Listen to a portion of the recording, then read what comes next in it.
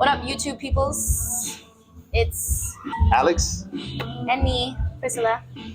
So today we're going to talk about supersets. Supersets, yeah. You like supersets? You?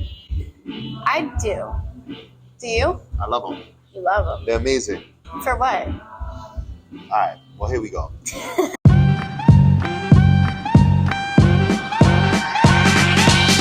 Supersets are something that we want to talk about just because they've often been like villainized in strength communities because people think that they take strength away from one of your exercises. So if you superset bench with a barbell row, say, that you'll lose strength on one exercise because of another. You're not necessarily losing strength. You're like fatiguing yourself. You're getting more tired. It's going to be more challenging. But that is, in another course, like perspective, the beauty of a superset. There's like reasoning for supersets. You don't have to always do supersets. There's new research by our good friends at Stronger by Science, Dr. Pack, Dr. Milo. So get in touch with them. You'll see them over here soon too. There's a bunch of new research on supersets related to hypertrophy that show that there's no difference in supersetting versus doing supersets versus straight sets as far as muscle hypertrophy goes, which is great because it's something that we, I think, intuitively knew. I think the cool part about what Pack and Milo discovered via their research was that there's no evidence to show that doing that is going to get you bigger, faster. You thought that supersets were great for bodybuilding because there's more of a muscle burn, more of a pump, etc., right?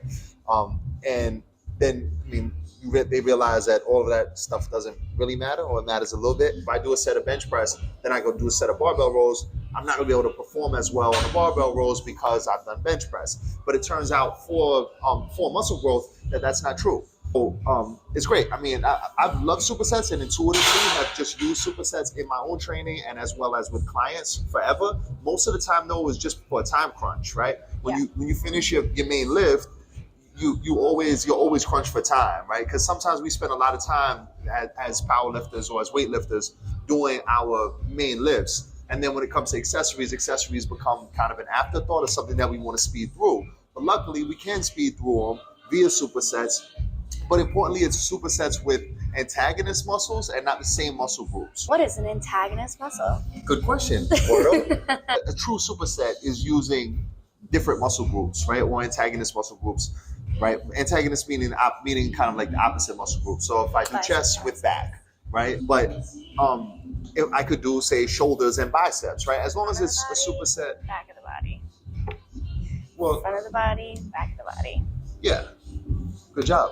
Thank you. So if the exercises at the end of my routine are 3-way laterals and bicep curls, there's no reason why I can't superset them. And that science is important because it helps you get out of the gym faster. Not a lot of people can train or like us and want to train for an hour and a half and 2 hours, like a lot of this audience probably is, who just train, love to train, right? Some people want to get in and get out. And for those people, it's especially important that you can superset. You can superset through a whole workout and not cut off any of your muscular gains, which is great news. Yeah.